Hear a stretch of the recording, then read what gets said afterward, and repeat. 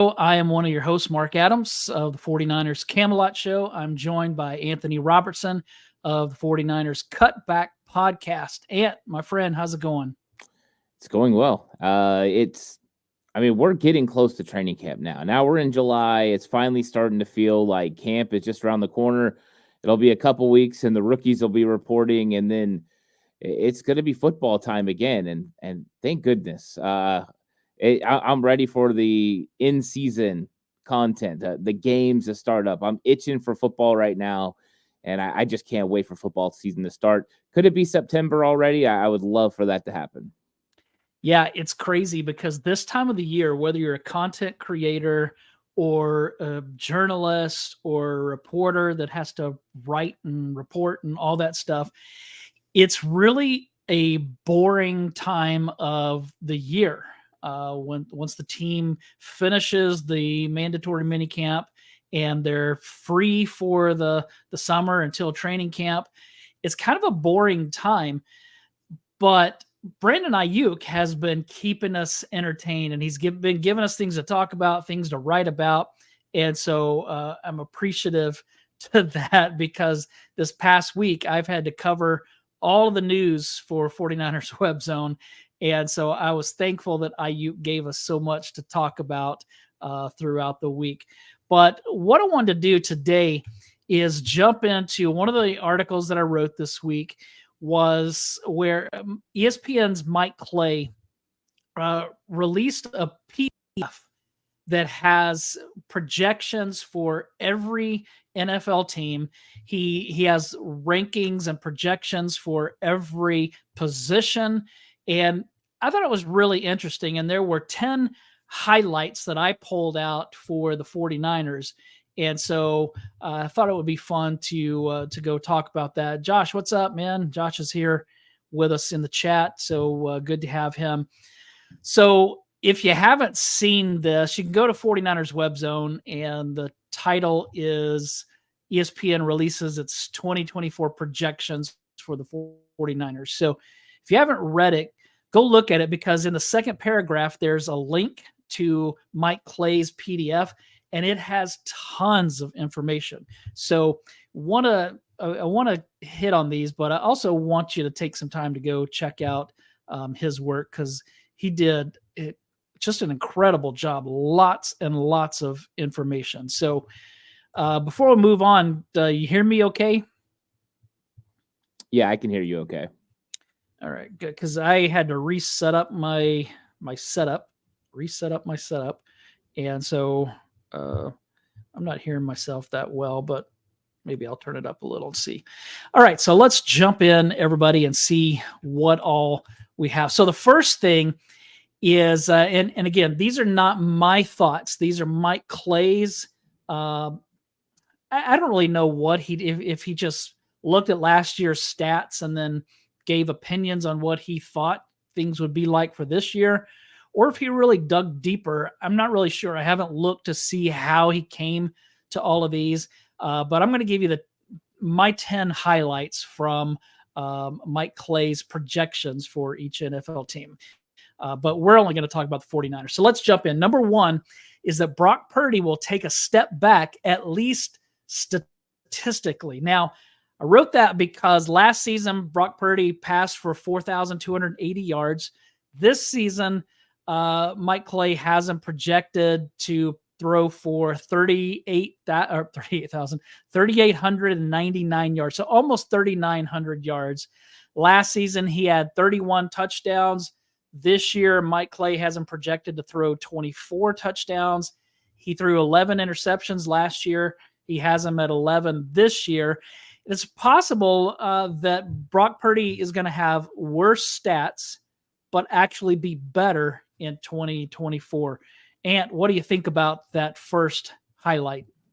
Yeah, I thought it was interesting because whenever you're bringing back 12 starters on your offense, you're not thinking about players taking a regression, especially Brock Purdy, who was coming off a injury last season. And he was only going into year 2 last year, and I thought he played absolutely fantastic, played in 16 games to get those numbers that he got. He was able to rest week 17. So over a 17-game season for his stats to go down, I think I would actually be a little bit surprised.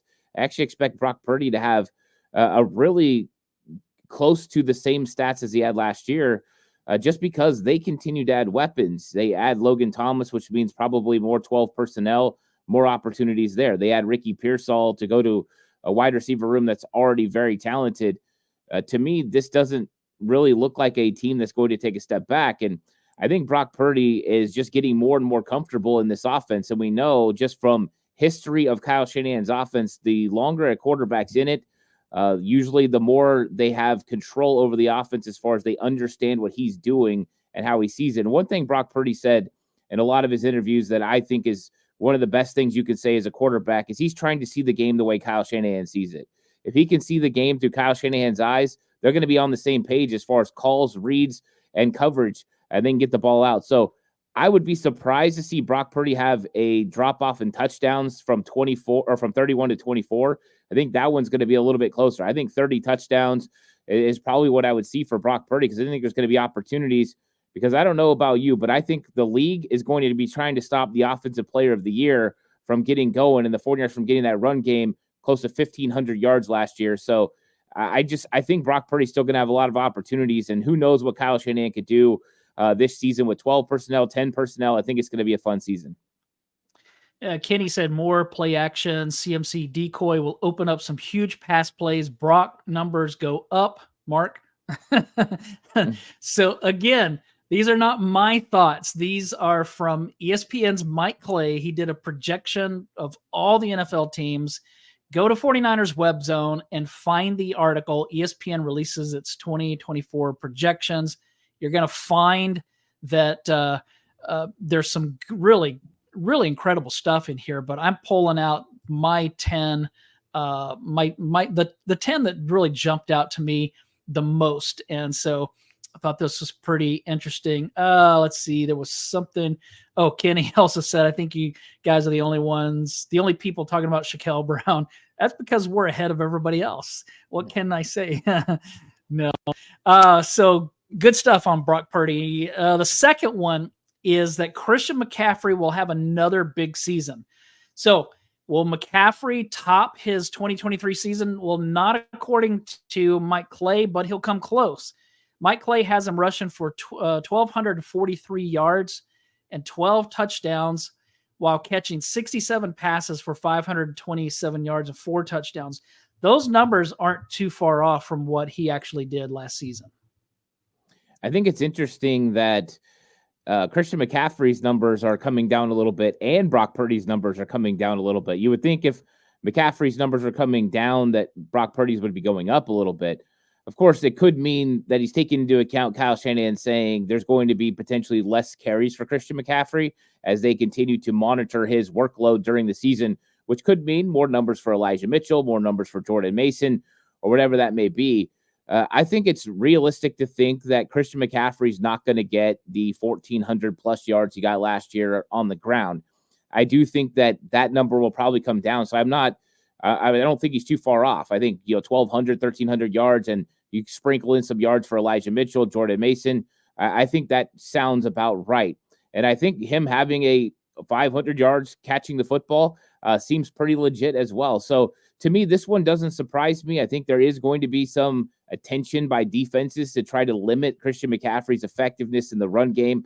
And I think Kyle Shanahan's going to have more willingness to turn the ball over to Brock Purdy and let him throw the football because he keeps getting more and more faith because Brock Purdy keeps making the right decisions. So we won't have to worry about Brock Purdy's shoulder, elbow health.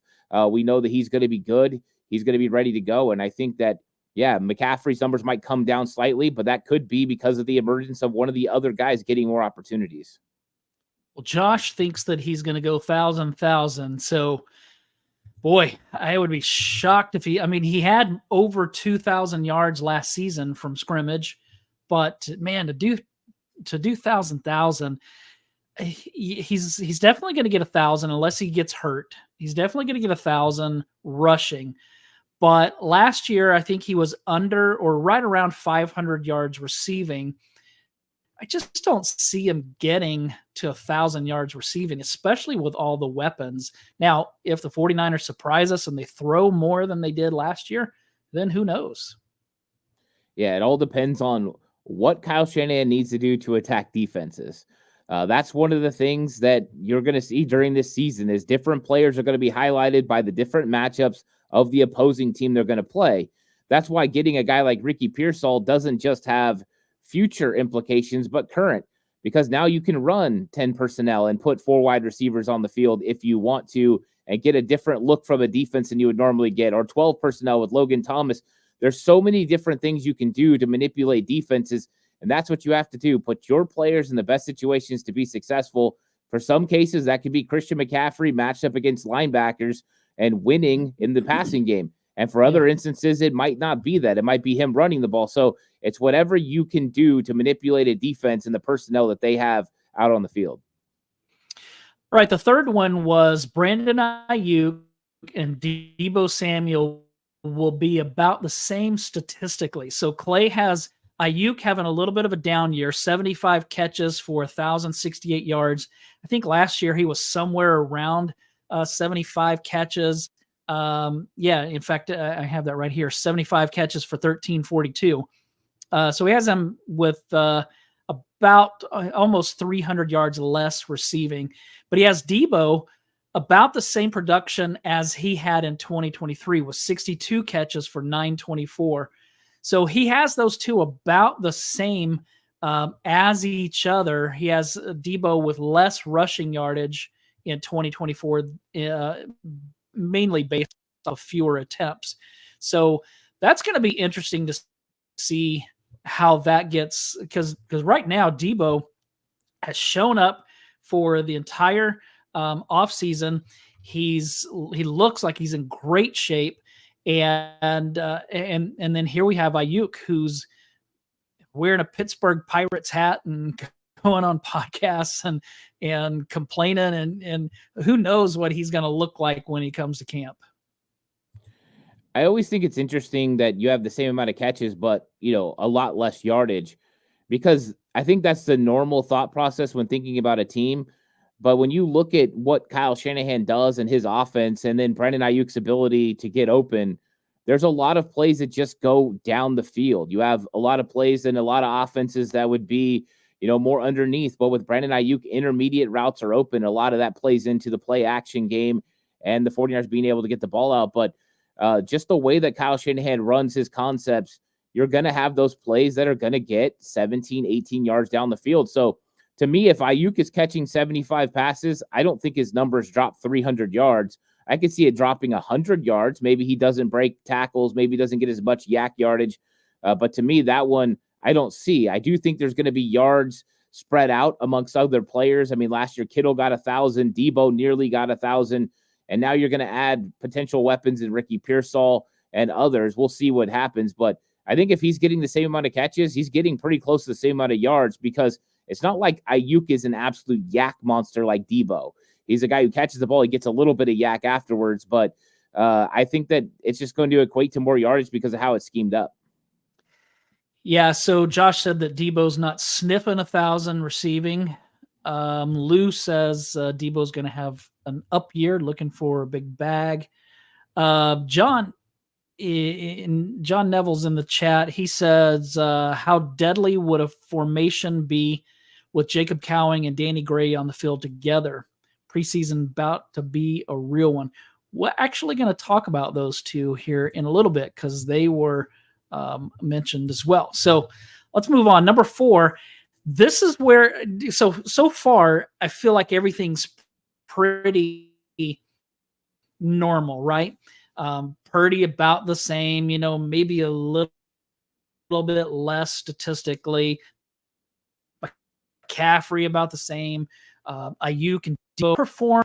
Jawan Jennings. So here's what he has. He has Pearsall with 29 catches for 385 yards and 3 touchdowns. He has Jennings with 15 catches, so about half, for and I just lost my thing. Dang it. He has Juwan Jennings, where am I at? So my computer just messed up. 15 catches, 196 yards, and 1 touchdown, which is interesting because last season Jennings had 19 catches for 265 yards and a touchdown, but obviously was huge in the playoffs. So what do you think about that? Could Ricky Pearsall outperform, at least statistically, Juwan Jennings? Yeah, I mean, it's always possible. I don't know if that's going to be the case. I think that Juwan Jennings is asked to do so many different things that I think sometimes his receiving and what he's going to do as far as catching the football can be a little bit of an afterthought. And I think this is more of a projection of seeing Ricky Pearsall being a first-round pick and automatically thinking that he's going to get those snaps over Juwan Jennings. I don't think that's the case. I think that Juwan Jennings, because he does a specific role and plays a specific way, that he's still going to be that guy. And they're going to have Aiyuk, Debo, and Juwan that are going to handle most of the snaps. I think you're going to see Pearsall in times that they need breaks. He'll come in. And then sometimes when you go for wide receivers, he'll come in. But to me, I think that this is a lofty expectation for Ricky Pearsall in year one. And I've heard people say he's going to have 45 catches. I just don't know how you can say that right now with the way that we've seen 49ers wide receivers and rookie wide receivers translate to the NFL.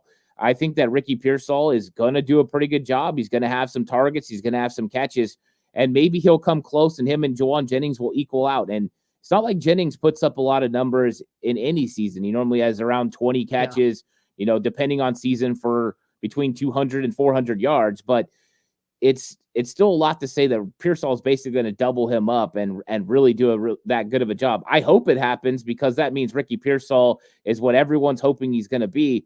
But I think Juwan and Ricky Pearsall will probably be closer in numbers than it kind of being doubled up. Yeah, I even wonder if because of the way that Jennings played in the playoffs, if Kyle might try to get him the ball more, because when he gets the ball, he makes things happen, whether it's a touchdown, a first down. I mean, most of his catches go either for a touchdown or a first down. So I definitely could see that. I wanted to get to this question from Kenny. Do you guys think defenses will start to guess where the ball is going to be the way Schwartz did in Cleveland? Then he said, or was it Harbaugh in the Ravens game? Yeah, if you go back to whether it was in the 80s under Walsh or in the 90s under Holmgren and Mike Shanahan, when those offenses were elite, defenses were doing everything they could to try and figure them out. They would try to muscle Jerry Rice. And so the 49ers would answer by bringing Rice in motion so that they couldn't stiff him right at the line of scrimmage. They do all kinds of things. One of the things that they would do is tackle better. So the 49ers were known even back then as the Yak Kings. And so when defenses remember those linebacker cores that the Saints had, the reason that they were so tough against the 49ers is because they didn't miss tackles. And so they took away a lot of that yak yardage. I definitely expect defenses, especially as well as the 49ers played last season on offense, I definitely expect defenses to come out and show them some new things. And then Kyle has to kind of take that and make another move to alter that. Yeah, that's one of the things that Kyle's been doing with what they've done with personnel through the draft and through free agency was kind of eliminate predictability. You don't want people to know what you're going to do depending on personnel grouping, formation. You want to keep it, varied so that they can never get a real read on what you're doing. You want them to think one thing and then do something else. And so being able to run every single thing in your repertoire is what Kyle Shanahan wants to do. That's why I've been talking about 12 personnel, 10 personnel. Just those are things Kyle doesn't normally run. But if you can run things that are out of the ordinary, that put a stress on a defense that's been preparing to stop your normal 21 personnel that you normally run with Kyle Juszczyk, then it makes it a little bit more difficult. And as the league continues to run one thing, which is more 11 personnel than any other formation, you continue to run other things to keep defenses off track. So as they're building their team to stop an 11 personnel offense, or in Kyle Shanahan's case, a 21 personnel, you do something different to make it a little bit more difficult and just throw them off. Then you bring in key assistants, guys like Mick Lombardi, that can track and see if you're getting predictable, to see if you're running the same sorts of things. And then pretty soon you just keep it where you keep guys guessing. It's a constant game of check and balances and making sure you're not tipping things. It's tough because you get into a rhythm of what you're doing offensively and you want to go to what works all the time. And sometimes it works and it always works, but then sometimes you got to throw in wrinkles to keep defenses honest. All right, number 5 gets a little spicy here. Jacob Cowing won't make an impact as a rookie. So for those fans that are expecting Jacob Cowing to come out and have, I mean, we just talked about Ricky Pearsall not having as big of a season as a rookie as some fans might want. Jacob Cowing is probably going to have less of those opportunities. So a lot of fans think that he's going to be dynamic right out of the gate. What was somebody a couple of weeks ago called him lightning in a bottle? I think it was Louis Riddick called him lightning in a bottle. But Mike Clay doesn't agree. He has Cowing with only 3 catches for 38 yards. He has Danny Gray with 2 catches for 19 yards and Ronnie Bell with no catches, no yards. What do you think about that? Well, we know that the Ronnie Bell one doesn't surprise me because I'm not 100% sure he makes this team. But I think with the other ones, I think Jacob Cowing, I actually, put out a little bit of a video about Jacob Cowing in it. And I talked about the fact that I think his opportunities are going to be few. But I think they can scheme it up in a gadget type way to get him specific looks. And there's certain matchups that you can find for Cowing that work in your favor. I think one of those is if a team's running a big nickel or they like to put a third safety at the nickel, that's a good opportunity to put him in the slot and let him go to work. I think the same case is for Ricky Pearsall as well. They're good route runners, get in and out of breaks, and could really cause some problems. But also, if you get a man look with him in the slot, he can run that slot fade and be able to create open opportunities. I think there's opportunities for fly sweeps. Some of those reverses, maybe you're ignoring him. You see McCaffrey going one way, Cowing going the other way. So do I think there's going to be a lot of opportunities for Cowing? No. Do I think he's going to get a few here and there depending on matchup, depending on who they're playing? Yes. So I think it's less opportunities for Cowing in year 1 and probably more opportunities in year 2 and year 3 as this 49ers wide receiver room probably changes up on who's on top. Leon says, I don't expect the sun and moon out of Cowing. Some returns and cheat motion taking the over on 3 targets, though. Yeah, I think that he'll have more than 3 catches. Danny Gray at 2, yeah, he may have less than that. Who knows? Hopefully, I hope that Danny Gray has a year that shows that he's going to stick around for a while. Here's number 6. Isaac Garindo and Ronnie Bell will be the leading returners. So Clay has running back Isaac Garindo as the team's leading kick returner, which I don't think is too surprising because of the new kickoff rule. But he has Ronnie Bell being the team's top punt returner. I really hope that one's not true, but I'm interested to see what you think about those two. Yeah, I don't think Ronnie Bell is going to be the punt returner. I don't think anything we saw in 2023 makes us feel comfortable with Ronnie Bell returning punts. I think he's going to have an opportunity, and to be honest, he has to succeed either returning punts or returning kicks to make this football team, because Danny Gray is going to have an opportunity to return kicks, and he's also a very good gunner when it comes to punt, and that's something you definitely need. And you look at Chris Conley, the same sort of thing. So to make this team, Ronnie Bell's going to have to do something on special teams, and that's pretty much where he's got to handle it, is that return. When it comes to Isaac Garindo, I think he does make a perfect kind of returner in the new kickoff scheme because everyone's close together, close proximity. The Kansas City Chiefs special teams coordinator talked about it needs to be running back type. Well, that's who Isaac Garindo is, a big physical guy. He runs a 4.3, the ability to house call any single play. But how much is Garindo going to be active? Do you want to keep a 4th running back active on your game day roster, or do you want it to be someone else? You got 3 guys ahead of him. So I think Elijah Mitchell, Jordan Mason are going to have really good opportunities to return kicks. Danny Gray is going to be another one that's going to get some chances. And I think the 49ers might go with those guys in Garindo. If Garindo can prove that he's the best, then he's got a shot to be on the game day roster. If not, I think he might be inactive, especially early on in the season when the 49ers can count on Mason and Elijah Mitchell, they got to do something. They're not exactly carrying the load for Christian McCaffrey. So I think those guys, I know Guy Haberman said that Elijah Mitchell was working on that type of play. So I think those guys are leader in the clubhouse. So I'm not sure the two young guys are going to have as many opportunities as people think they are in kick return. What about Cowing as a punt returner? I like Cowing as a punt returner. I know that he was struggling when they had rookie minicamp and catching the football, and that's going to be one of the key things. Ricky Pearsall is the most natural of the young guys as far as catching the football. Pearsall might be used in that role this season because you can feel confident with him. The most confident they're going to have is Trent Taylor, but he doesn't have the dynamic ability that you get from Pearsall or Cowing. I hope Cowing will get to where he feels comfortable with it, because that would be a reason to keep him handling punt return duties. I think him and Pearsall are going to be in the mix, and I like to see Cowing do that because he's got dynamic ability, quick change of direction. He might actually be able to get some pretty nice returns for the 49ers.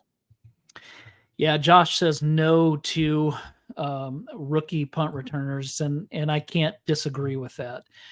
Number 7 is Mike Clay has Nick Bosa barely getting to double-digit sacks. This kind of surprised me. I mean, Bosa 2 years ago was the Defensive Player of the Year. Last year, he had, 10.5 sacks, I think, something like that. So Clay has him at only 10 this season, which is kind of surprising considering that Javon Hargrave should be better. He's going to have Leonard Floyd on the other side. So I would think that Bosa would have an up year, but he also has Leonard Floyd at only 7.5 sacks. Last year, he had 10.5. So, for Nick Bosa and Leonard Floyd to have only 17.5 sacks, I just think that the 49ers better get more productivity from those two. He has the 49ers projected to have 43 sacks on the season. Last year, they had 48. So he's saying that they're going to take a step backwards. I really hope not, because even though the secondary is better, I still think that this pass rush is where the defense feeds. Yeah, I can't figure out how everything is taking a step back. And here we go to defensive line. And I know Eric Armstead's not there. So maybe from an outside appearance, you see Armstead's not there and you automatically think the 49ers aren't going to be as good rushing the passer. But you bring in Leonard Floyd, you bring in Yetur Gross-Matos, Malik Collins. Those guys can all rush the passer. Malik Collins had 5 sacks last year for the Houston Texans. To me, this one, I think he missed on this one, to be honest. I think that Nick Bosa is going to have over 13 sacks this season. I don't know the exact number, but I think he's going to. Leonard Floyd has consistently produced 10 sacks per season on average over the last 4 years. Why would that stop now that he goes and he lines up across from Nick Bosa and a defense that has Fred Warner and the amount of talent that they have around him? The 49ers are going to stop the run better in 2024. Hopefully Nick Sorensen fixes that and what was going on with Steve Wilkes' defense. And they're going to have more 3rd and longs. And if you have more 3rd and longs, that means Gross-Matos is out there rushing with Hargrave, Floyd, and Bosa. Opportunities abound for those guys to get to the quarterback. To me, I think Floyd closer to double digits makes sense. That's just what he does. And then Bosa, well over 13 sacks. I think the 49ers are gonna have a very good pass rush. And like you said, the secondary is better, which means half second, full second of extra time for these guys to get to the quarterback. We've seen them be just short. I don't know how many times. Maybe this time they get those sacks instead of just quarterback knockdowns. You said Malik Collins had how many sacks last season? 5. What did Eric Armstead have? 5. He didn't even play. But gosh, how many games did he miss? Like 6, something like that. He played 12 games. Eric Armstead. Okay, so he played 12. So then he missed 5 regular season games. Is that 12? Is that regular season only? Yeah. Okay, so if Malik Collins plays more, and now he's going to be playing next to Javon Hargrave, next to Leonard Floyd, he could have a better season than he had last year, which would be better than Eric Armstead. I'm not knocking Armstead. Love the guy. And from 2019 on, he became a force in the middle. But to say that the pass rush is going to take a step back just because of Armstead, and that's not why I don't know that that's why he's saying that, but you're right. That is the only difference. So John said, when you really sit back and look at it, our coaching staff is really flying under the radar. Sorensen, Staley, Greasy, KJ Wright, Hankerson. It's a solid group, to say the least. Yeah, they're a good group. Steve-O said, Bosa not containing last few years and giving up touchdowns on fourth downs had nothing to do with holdouts. Yeah, I mean, they all have to. There are going to be things that they have to work on, especially in the run game. They have to be better at that. The 8th thing on here is that Dre Greenlaw will be healthy at some point. So we've talked about that there's no guarantees that Greenlaw is going to come back this season. And when he does, is he going to be healthy? What's he going to look like? But Mike Clay has him playing 509 snaps compared to 848 last season. He has him making 73 tackles. Last year, he had 120 tackles. Interestingly, Clay has Devondre Campbell with 73 tackles, so he thinks they're going to have the same. He has Fred Warner leading the way at 144 tackles. So what do you think about that linebacker group as Mike Clay is projecting? I actually think that's lofty expectations for Dre Greenlaw, over 500 snaps. I don't know when he's going to come back, but to me, it's probably going to be a little bit later than people think. I think they're going to want to be very careful with him and make sure Dre's ready to go for the in-stretch run and playoffs. So I think even when he comes back, depending on how D. Winters is playing, I'm expecting D. Winters to be that guy. Maybe it'll be Flanagan Fowles, but depending on how they're playing, they could slowly ease Dre back in and have him split will linebacker snaps with Devondre Campbell. I think it's realistic where you're looking at for Devondre Campbell, because this is a guy that when he had his all-pro season in 2021 had 144 tackles.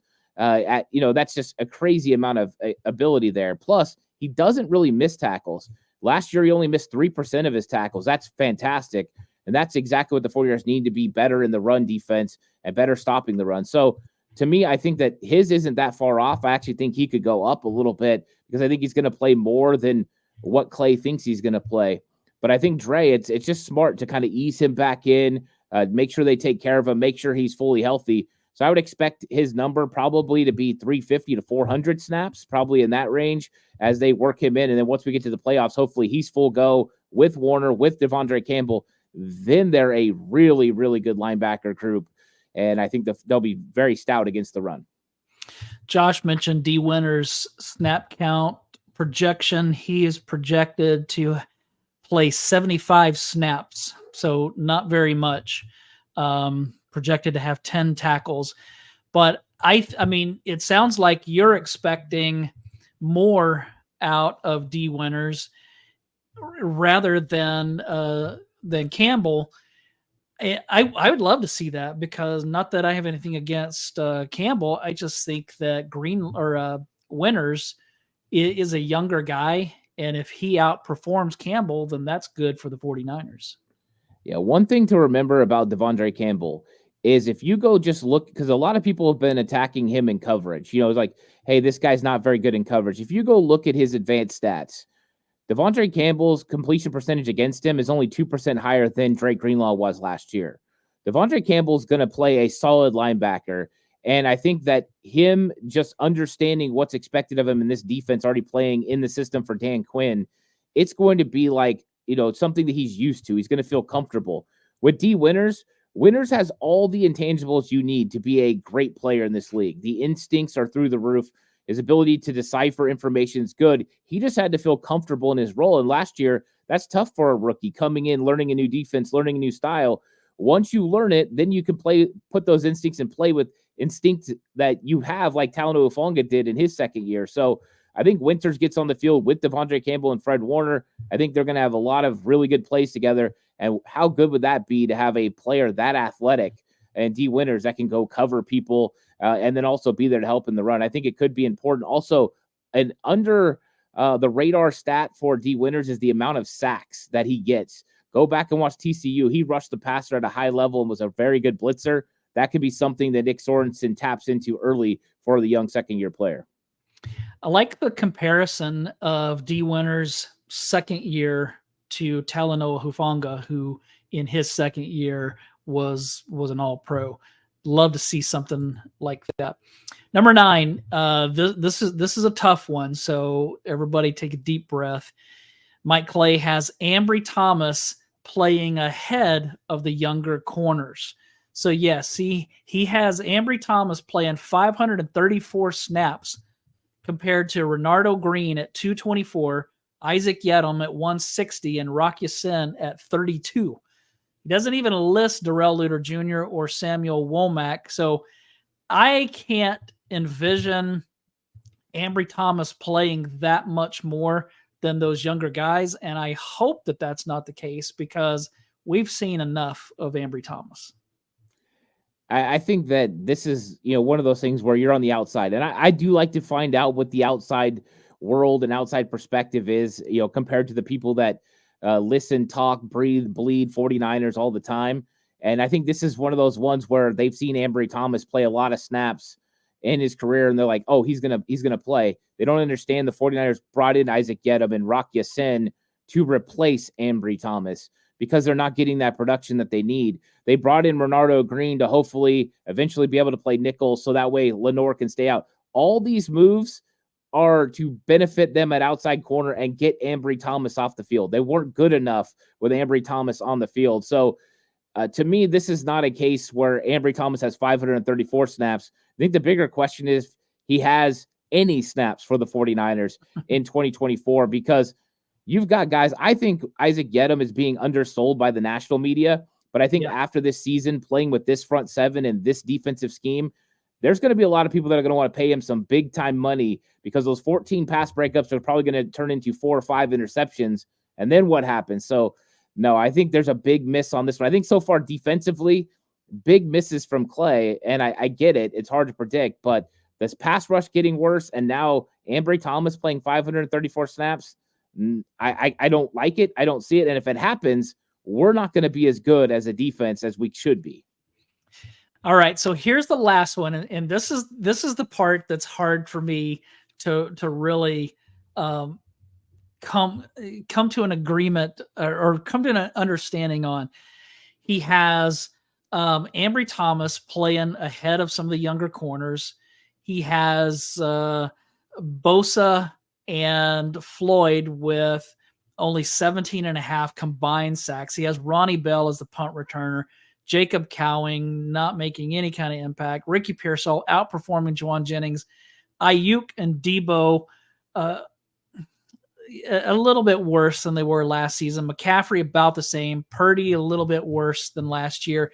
Yet, number 10, he has the 49ers at 12.4 projected wins and ranked first in the NFL. So how are they going to be?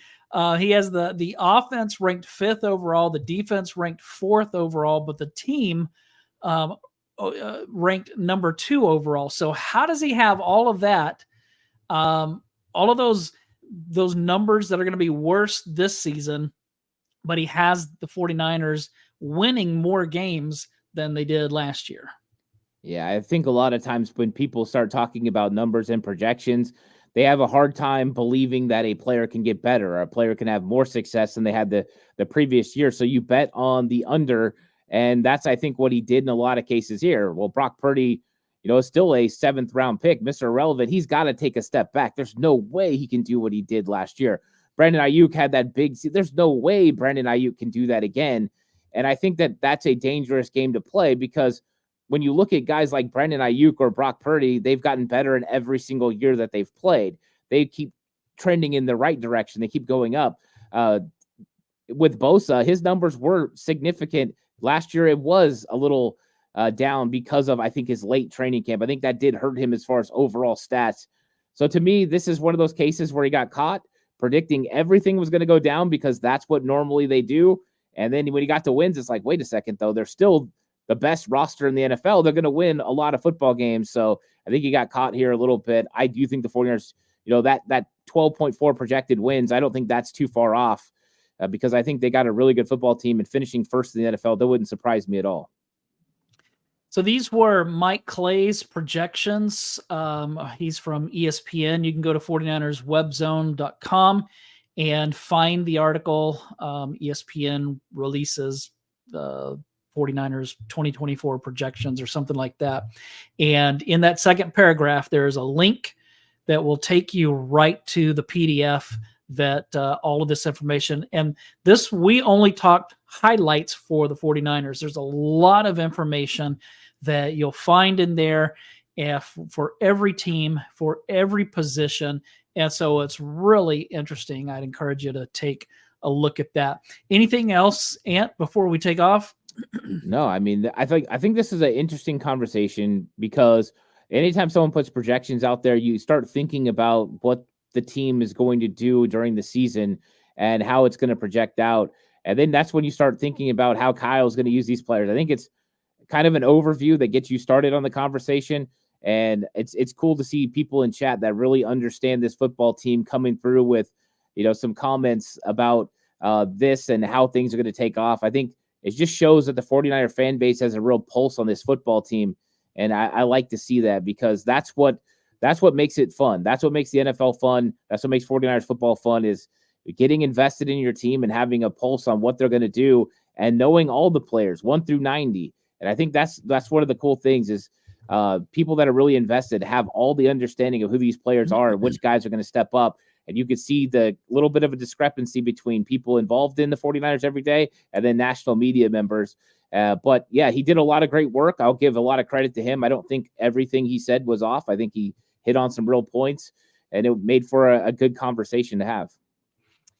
Yeah, this was a lot of fun, and really look forward to training camp starting. The 49ers report on July 23rd. I think the rookies come maybe a week earlier, somewhere around the 16th or something like that. So that's when things get really fun for us. So thanks everybody for joining us.